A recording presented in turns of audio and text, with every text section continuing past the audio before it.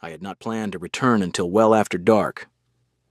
The meeting with the horse trader from the Northern Valley had finished sooner than expected, the papers signed and the new stock already on their way.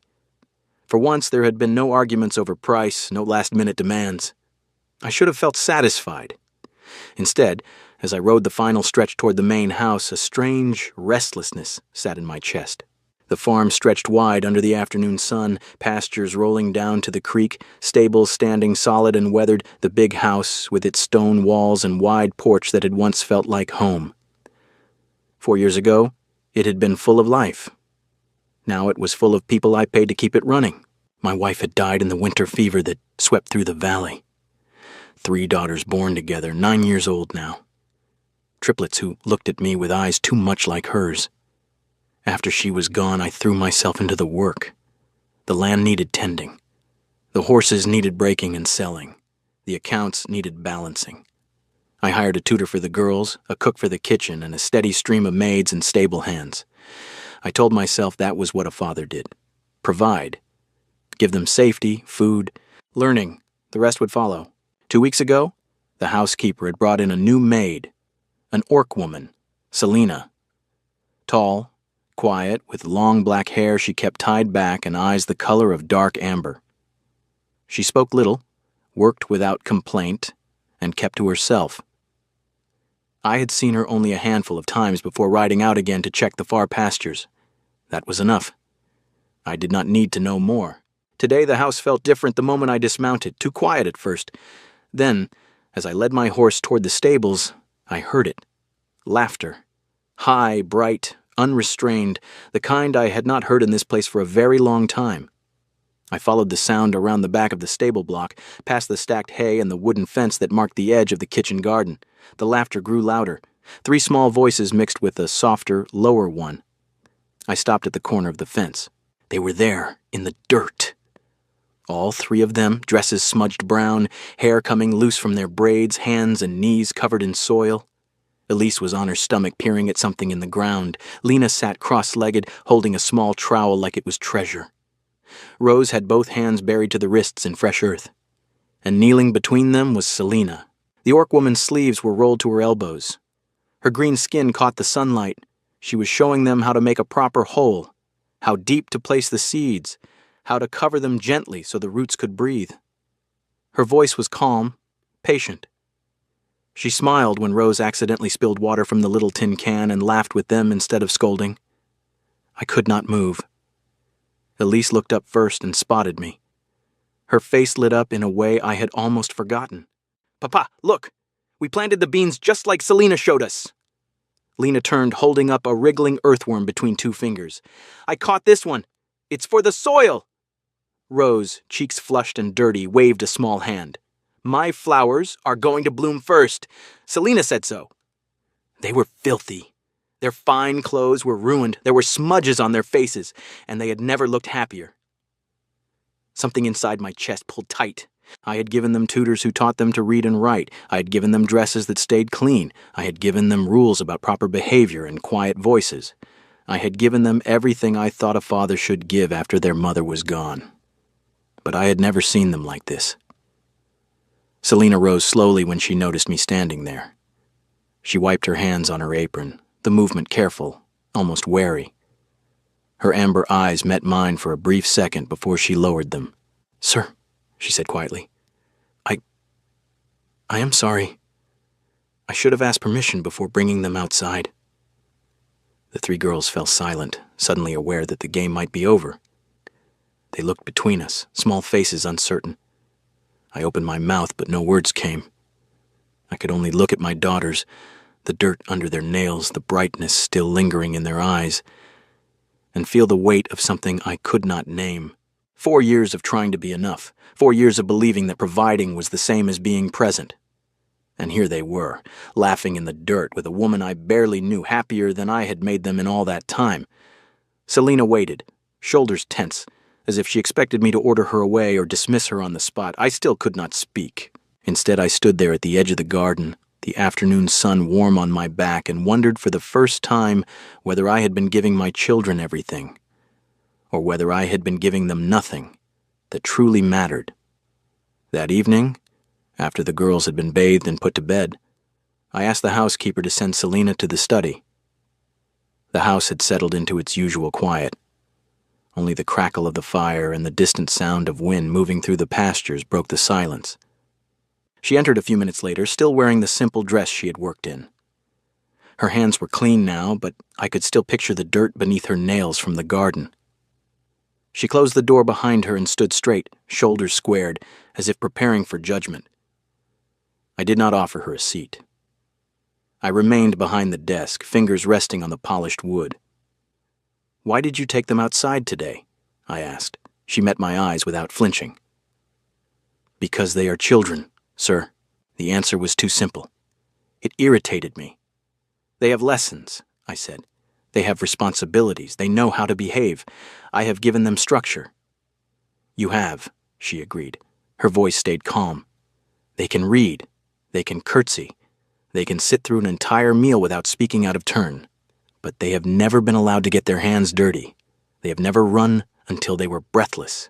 They have never laughed so hard they forgot to worry about their dresses." I leaned back in the chair. "They watch the village children sometimes," she continued, "from the upstairs windows.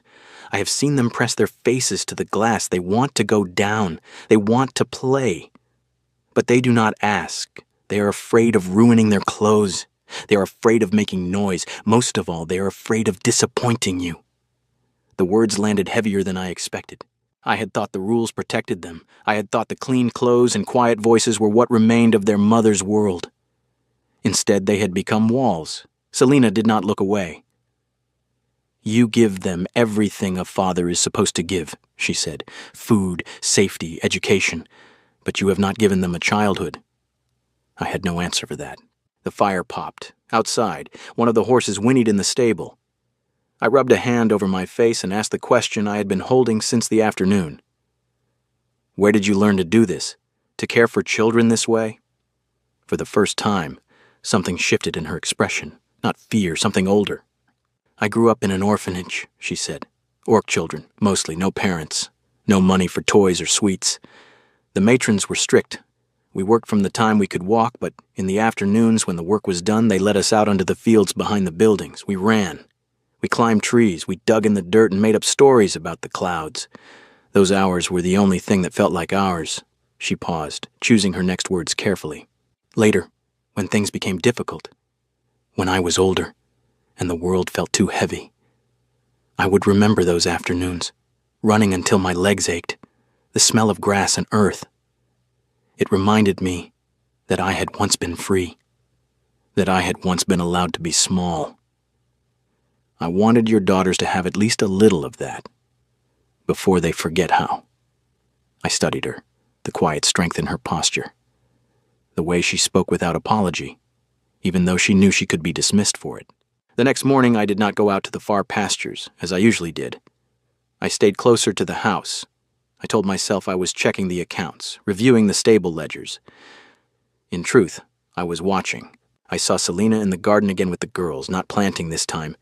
She was showing them how to check the soil for moisture, how to tell when a plant needed water. Rose asked a dozen questions. Lena listened intently. Elise, usually the most reserved, laughed when a butterfly landed on her wrist. 2 days later, Rose fell while running near the paddock. She scraped her knee badly enough to draw blood. Before any of the other staff could reach her, Selina was already there. She lifted the girl without hesitation, carried her inside, cleaned the wound, and wrapped it with steady hands. Rose stopped crying within minutes. She stayed in Selina's lap afterward, head resting against the orc woman's shoulder until she fell asleep. That night I heard crying from the girls' room. Elise. Nightmares again. I was already halfway down the hall when I stopped. Through the half-open door I saw Selina sitting on the edge of the bed. She was not singing or shushing. She was telling a story in a low voice about a brave little horse that got lost in the mountains and found its way home by following the stars. Elise's breathing evened out. When the story ended, Selina stayed until the child was deeply asleep, then quietly left the room. The following evening, Lena came to dinner with red eyes. She had dropped her favorite porcelain doll on the stone floor of the hallway, and the arm had broken.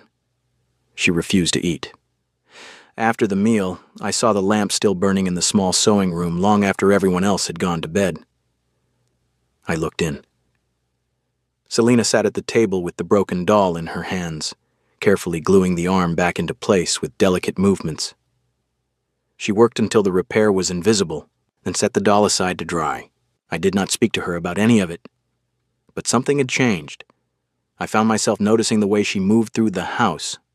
Quiet, but never invisible. The way the girls looked for her without realizing it. The way the heaviness that had lived in these rooms for 4 years seemed to lift slightly wherever she was. I had hired her to keep the house in order. I had not expected her to see what I had stopped seeing. And I was no longer certain I wanted her to stop. I had not meant to eavesdrop. It was late, the house already dark except for the low lamps in the hallway. I had stayed up longer than usual reviewing the breeding records and was walking past the girls' room on my way to bed when I heard voices through the half-open door. Rose's voice, soft and worried. What if Selina leaves? The question hung in the air. For a moment, no one answered. Then Elise spoke, her tone fierce for a 9-year-old. She won't. She likes it here. But what if she has to? Rose insisted. What if something happens and she can't stay? Lena's smaller voice joined in. I don't want her to go. Me neither, Elise said. Rose was quiet for a few seconds. When she spoke again, her words were barely above a whisper. She hugs us like Mama used to. I stopped walking. The words went straight through me. I had to put a hand against the wall to steady myself. I had thought I was doing everything right. I had kept their mother's routines, kept the house running, kept them safe. But somewhere along the way, I had stopped touching them the way she had. Stopped sitting on the edge of their beds when they were afraid. Stopped letting them be small and messy and loud. Selina had done none of those things on purpose, or she had simply been herself. And my daughters had noticed.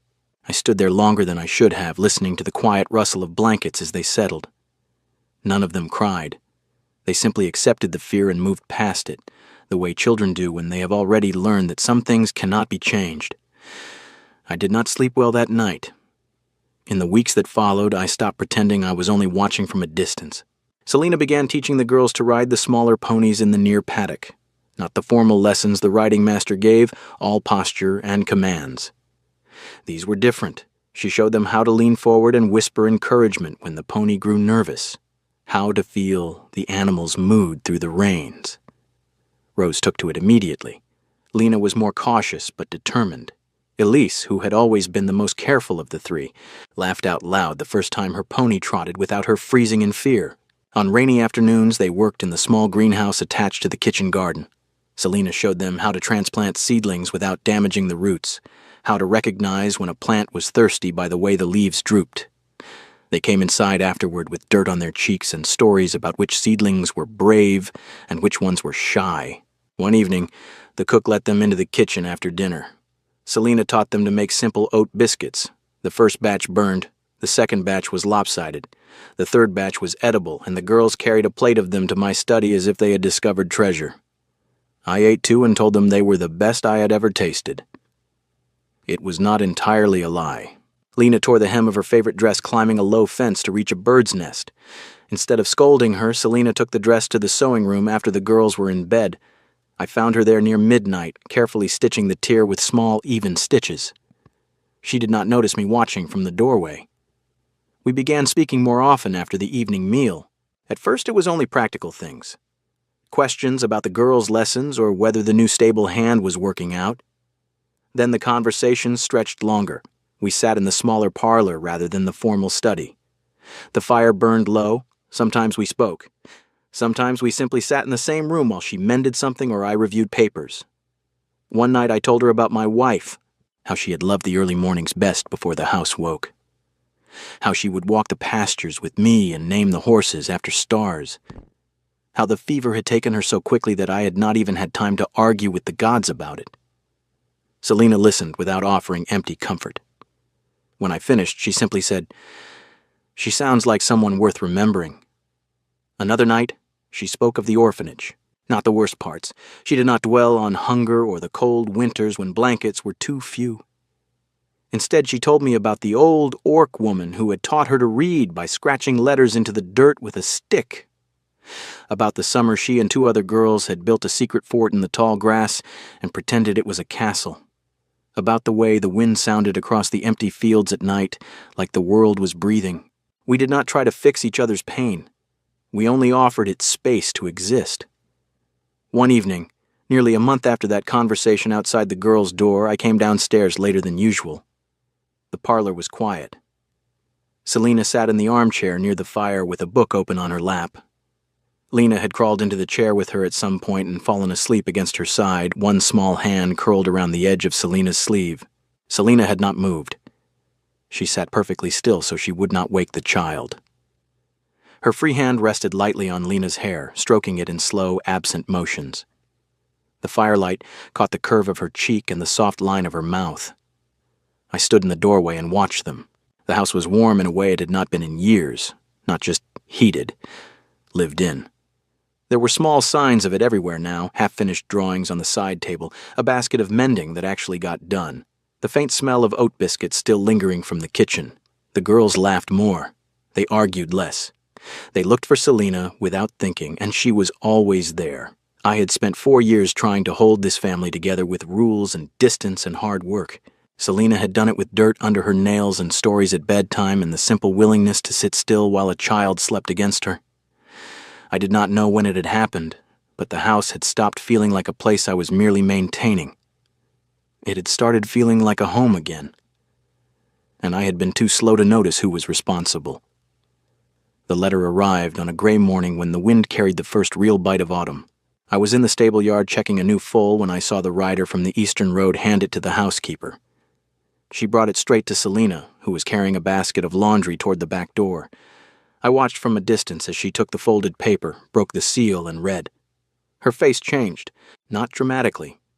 Selina was not a woman who wore her feelings openly. But something in her shoulders tightened, and the careful stillness she usually carried seemed to settle deeper.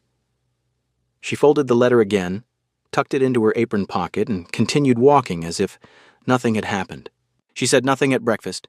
She said nothing when the girls asked her to help them finish the small herb bed they had started together. By midday, I noticed she had become quieter than usual, answering the children in short sentences and keeping her eyes down. I did not press. I had learned that much about her. That evening, after the girls had gone upstairs, she came to the study without being summoned. She stood just inside the door, hands clasped in front of her. "I received word from the East," she said.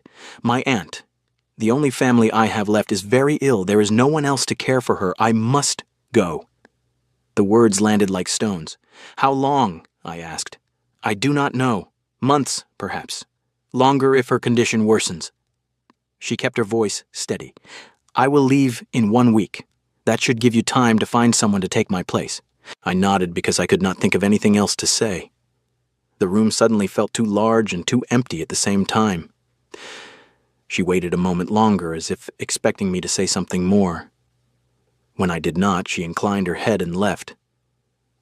I sat at the desk long after she was gone, staring at the papers in front of me without seeing them.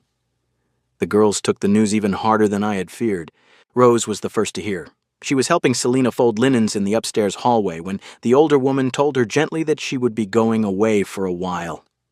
Rose dropped the sheet she was holding and wrapped both arms around Selina's legs, holding on so tightly that Selina had to kneel to pry her loose. The child cried until her face was blotchy and her voice hoarse. Elise stopped eating. At dinner, she pushed her food around her plate and asked to be excused before anyone else had finished. When I went to her room later, she was sitting on the window seat with her knees drawn up, staring out at the dark pastures. Lena simply disappeared into her room and would not come out. I heard her crying through the door, quiet and miserable. When I tried the handle, it was locked from inside. She only opened it much later, when Selina came upstairs and spoke to her softly through the wood until the lock clicked open. I watched all of it and felt something I had not allowed myself to feel in years. Helpless. I had grown used to her presence in ways I had not realized, the way she appeared in the doorway of my study with a quiet question about the girls' lessons, the low sound of her voice when she read to them in the evenings, the small practical observations she offered about the horses or the land, things no one else had thought to tell me. I had come to rely on her judgment without ever admitting it to myself. And now she was leaving. On the last night before her departure, the house felt wrong. The girls had finally worn themselves out and gone to sleep. The servants had retired. I was sitting alone in the parlor with a glass of whiskey I had barely touched when I heard soft footsteps. Selina stood in the doorway. She had changed out of her work clothes into a simple traveling dress. Her hair was loose for once, falling over one shoulder. She looked smaller than I had ever seen her. "I wanted to say goodbye properly," she said. I gestured to the chair across from me. She sat, but she did not lean back. Her hands rested on her knees, fingers twisting the fabric of her skirt. For a long time, neither of us spoke. Then she said, very quietly, "The hardest part is not leaving the farm." I waited. "It is leaving them." Her voice cracked on the last word. "I did not mean to. I only wanted to give them a little of what I had when I was small. I did not expect them to become." She stopped. Her shoulders shook once, then again. She pressed the heel of her hand against her mouth as if she could force the sound back inside, but it was too late. The first tears slipped free and traced down her cheeks. I had never seen her cry. Something inside my chest gave way. I crossed the space between us and knelt in front of her chair. I did not touch her. I only stayed there, close enough that she would know she was not alone in the room. "They love you," I said. My own voice was rough. "All three of them, and I could not finish the sentence. Not yet. The truth of it was still too new, too large. Selina wiped her face with the back of her hand and tried to smile. It did not reach her eyes. "I will write when I can," she said, "if you will allow it." "Of course." She stood. I rose with her. For a moment we simply looked at each other in the low firelight. There were 1,000 things I should have said, 1,000 things I wanted to ask her to stay for. But the words stayed locked behind my teeth. She gave a small nod, turned, and walked out of the room. I remained standing long after her footsteps had faded. I understood now, with painful clarity, that her attachment to my daughters was real and deep. And I understood something else. My own attachment to her had become just as real, and in 1 week, both would be gone. 2 months after Selina left, I could no longer pretend the house felt whole. The girls moved through their days with a quietness that had nothing to do with good behavior. They still did their lessons. They still helped with small chores. But the laughter that had begun to return had faded again, replaced by careful politeness and long silences at the dinner table. I caught Rose standing at the upstairs window more than once, staring toward the eastern road as if she expected to see a familiar figure walking back. I spoke with the housekeeper one evening and made arrangements. She would manage the farm in my absence. The girls and I would travel east. We left at first light 3 days later. The journey took nearly a week. Elise sat stiff and serious beside me on the wagon seat for most of the way. Lena clutched a small cloth doll Selina had mended for her and refused to let anyone else hold it. Rose asked every morning whether we were almost there yet, her voice growing smaller each time I answered. The aunt's house stood on a gentle slope above a narrow valley. It was small, built of weathered wood and stone, with a thin curl of smoke rising from the chimney. I left the wagon at the bottom of the path and walked up with the girls. They stayed close to me, unusually quiet. Selina was outside, hanging laundry on a line strung between 2 posts. She wore a faded dress and had her sleeves rolled to the elbows. When she turned and saw us, the sheet she was holding slipped from her hands. For a moment she simply stared. Then Elise broke into a run. She flung herself at Selina and wrapped both arms around her neck, nearly knocking the taller woman off balance. Lena followed a second later, tears already streaming down her face. Rose reached them last and buried her face against Selina's side. "We missed you," Rose said, the words muffled against fabric. "We missed you so much." Selina's arms came around all 3 of them at once. She held them tightly, her face pressed into their hair. I saw her shoulders shake once, then steady. When she finally lifted her head, her amber eyes were bright with unshed tears. "I did not think you would come," she said, voice rough. I waited until the girls had calmed enough to step back, though they stayed pressed close to her sides. Then I spoke. "I once believed you were only someone I had hired to keep the house running," I said. "Later, I told myself you were simply good with children, that you gave them what I could not. But standing here now, I know the truth. You are the person none of us want to lose, not the girls, and not me." I reached into my coat and took out the small silver ring. "It had belonged to my mother. I had carried it with me for the entire journey, though I had not been certain until this moment that I would have the courage to offer it. "Selina," I said, "will you come home with us, not as a maid, as my wife?" The wind moved through the dry grass on the hillside. Somewhere down in the valley a dog barked. Selina looked at the ring in my hand, then at the 3 small faces turned up toward her, then back at me. She began to cry in earnest, not the quiet, controlled tears from the night she left. These were raw and shaking. She covered her mouth with one hand and nodded, unable to speak at first. When she found her voice, it was barely more than a whisper. "Yes," she said. "Yes, I will." Elise let out a whoop that startled a flock of birds from a nearby tree. Lena laughed through her own tears. Rose simply hugged Selina's leg again and refused to let go. We stayed 3 days while Selina arranged care for her aunt with neighbors who lived farther down the valley. On the 4th morning, we loaded the wagon and began the journey back. The girls talked the entire way, their voices overlapping as they told Selina everything that had happened while she was gone. She listened to every word. 1 year later, we were married in the open field behind the main house, just before the first hard frost.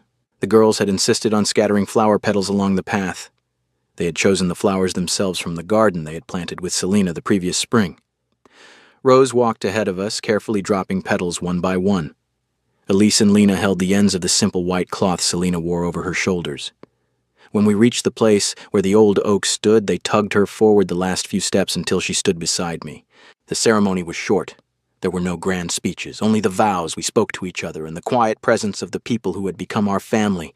That night, after the small celebration had ended and the girls had finally fallen asleep in their beds, I stood at the upstairs window and looked out over the pastures.